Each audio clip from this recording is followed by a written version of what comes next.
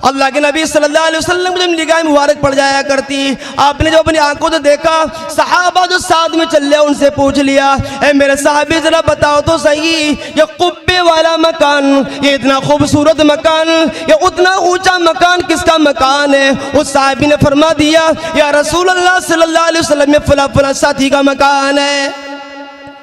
अल्लाह के रसूल सल्लल्लाहु अलैहि वसल्लम वापस मदीनतुल मुनव्वरा तशरीफ ले आए। आप मस्जिद नबवी के अंदर मौजूद हैं। वो सहाबी कुछ दिनों के बाद आते हैं या थोड़ी देर के बाद आते हैं। उन्होंने कहा, अस्सलामु अलैका या रसूल अल्लाह सल्लल्लाहु अलैहि वसल्लम। अल्लाह के नबी ने एराज कर लिया, सलाम का जवाब नहीं दिया। उस सहाबी ने फिर कहा, अस्सलामु अलैका या रसूल अल्लाह। अल्लाह के रसूल ने फिर एराज किया। फिर उस सहाबी ने कहा, अस्सलामु अलैका या रसूल अल्लाह सल्लल्लाहु अलैहि वसल्लम। सलाम का जवाब नहीं दे रहे। क्या हाल गुजर रहा होगा। तारीख में आया करता कि हर सहाबी जनाब मोहम्मद रसूलुल्लाह सल्लल्लाहु अलैहि वसल्लम इतना प्यार करता था, इतनी मोहब्बत करते थे, इतनी ज़्यादा उल्फत किया करते थे, आज की तारीख में कोई उसकी मिसाल पेश कर नहीं सकता है। हर सहाबी नबी से इतना मोहब्बत फरमाया करता, कोई इंसान ही नहीं बता सकता मैं अपनी बीबी से उतनी मोहब्बत करता हूँ, या अपनी माँ से उतनी मोहब्बत करता हूँ, या अपनी जिगरी दोस्त से उतनी मोहब्बत करता हूँ। हर एक की मोहब्बत धीमे पड़ जाएगी, कमज़ोर पड़ जाएगी, लेकिन सहाबे किराम की मोहब्बत नबी से ज़्यादा पड़ जाएगी।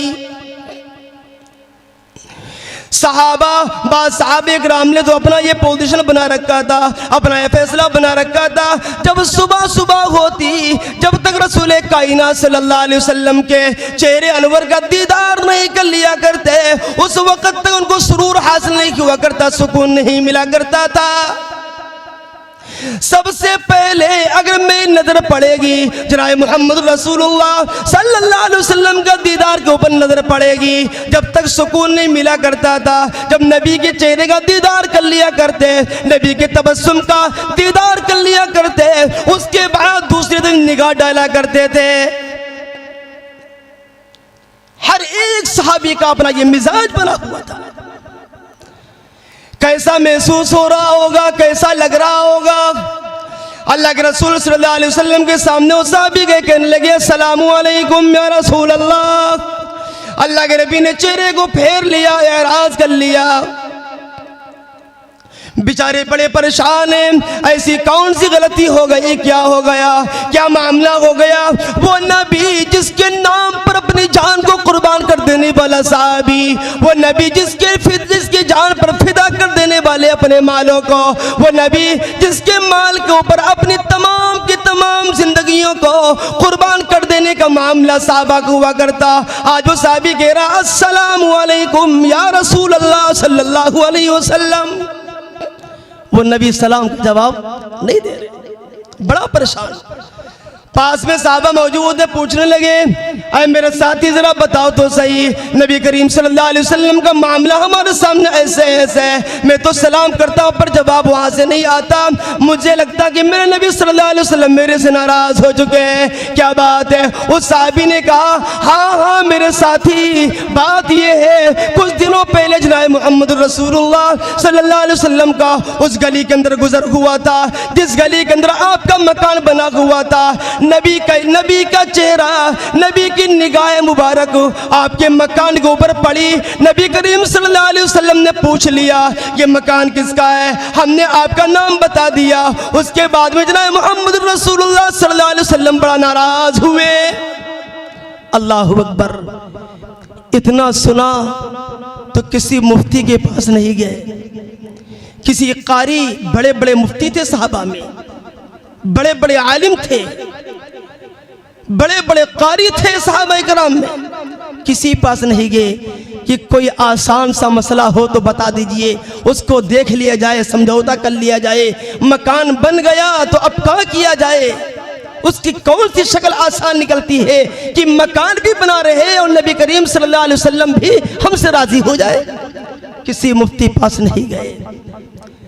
जब मालूम हुआ कि नबी की नाराजगी का सबब हमारा मकान बना, नबी को नाराज करने वाली हमारी इमारत बनी, नबी को परेशान करने वाली, नबी के दिल को तकलीफ पहुंचाने वाला हमारा मकान बना।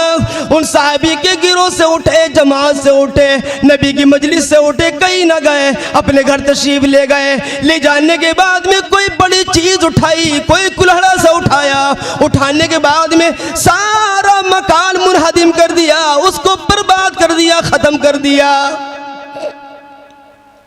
और सारा मकान गिराने के बाद में अल्लाह के रसूल सल्लल्लाहु अलैहि वसल्लम की खिदमत में हाजिर हो गए। ये नहीं कहा मैं मकान गिरा के या रसूल अल्लाह आ गया हूँ। फौरन नबी के पास बैठ गए, नबी की मजलिस में नबी की बातें सुनने लगे और यह फैसला किया जो मकान, जो चीज नबी को तकलीफ पहुंचा दी उसको मैं रखूं। ऐसा हरगिज नहीं हो सकता, ऐसा हरगिज नहीं हो सकता। सारी मकान को गिरा दिया। कितने ऐश से और कितनी शौक से, कितनी मोहब्बत से, कितनी अरमानों से और कितने प्यार से और कितनी कुर्बानियों के बाद में उस मकान को बनाया होगा। और मकान को बनाने के बाद में जब पता चला इस मकान से हमारे नबी को तकलीफ पहुंची है, ये मकान को गिराने में जर्रा बराबर बिल्कुल दुश्वारी नहीं हुई। फिर अल्लाह के रसूल को कुछ दिनों के बाद में पता चला, नबी उस तरफ फिर तशरीफ ले गए तो देखा वो मकान तो मुनहदिम हो चुका है, वो मिस्मार हो चुका है, वो जमीन से मिल चुका है। अल्लाह के रसूल वापस आए तो देखा तो अल्लाह के रसूल बड़ा खुश हुए और उनको अपने सीने से लगा लिया। हाँ मेरा अजीज मेरे दोस्तों, हम जरा सोचे तो सही, सहाबा तो अपने मकान को गिरा रहे नबी की मोहब्बत में, अपने माल को खर्च कर रहे नबी की मोहब्बत में, अपनी जान को कुर्बान कर रहे नबी की मोहब्बत में। मुसलमानों, वही काली कमले वाले इमामुल अंबिया ताजदार मदीना सबके दो सल्लल्लाहु अलैहि वसल्लम, आप अलैहिस्सलाम ने आज से 1400 साल पहले ये हुक्म फरमाया था, ये फतवा दिया था, ये शरीयत पर कानून लागू किया था कि मुसलमानों के लिए सोना हराम है, सोना उसके लिए पहनना जायज नहीं। वो सहाबी थे कि सारी जिंदगी की मेहनत जिस मकान पर खर्च की थी, वो मकान जब नबी को तकलीफ पहुंचा दिया, उस मकान को गिरा दिया। अरे मुसलमानों, जिस चीज को नबी करीम सल्लल्लाहु अलैहि वसल्लम ने हराम कर दिया है, उसको नाजायज कर दिया है। जिस सोने की चैन को हम पहनते हैं, जरा सोचो तो सही, तब सोने की चैन को, सोने के आइटम को, सोने की अंगूठी को हम हाथों में पहनेंगे। आपको मालूम होना चाहिए, हदीस पाक के अंदर अल्लाह के रसूल सल्लल्लाहु अलैहि वसल्लम ने फरमाया कि रोजाना उम्मत के, अल्लाह के नबी सल्लल्लाहु अलैहि वसल्लम के सामने अमाल पेश की जाते हैं।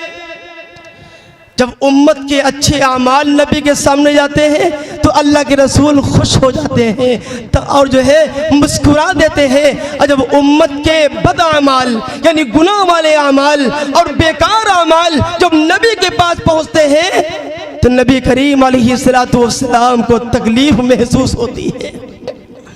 अल्लाह पर मुसलमानों, जरा सोचो तो सही, अल्लाह के रसूल सल्लल्लाहु अलैहि वसल्लम एक मर्तबा 3 रोज फाके के हो गए, मुसलसल 3 दिन से खाना नहीं खाया और कहीं से खाना मैसर हो गया।